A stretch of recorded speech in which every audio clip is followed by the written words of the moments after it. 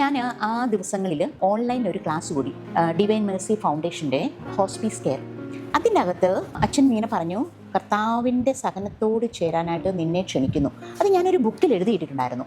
ഒരു മാസം കഴിഞ്ഞ് അത് വായിച്ചു. കർത്താവിൻ്റെ സഹനത്തോട് ചേർന്ന് നിൽക്കാൻ കർത്താവ് നിന്നെ ക്ഷണിക്കുന്നു. അത് വായിച്ചു കഴിഞ്ഞിട്ട് ഞാൻ ആമേൻ പറഞ്ഞു. ആ ആമേൻ പറഞ്ഞ ദിവസം വൈകുന്നേരം എനിക്ക് റൈറ്റ് ബ്രസ്റ്റിൽ ഒരു മുഴ ഞാൻ കാണുകയാണ്.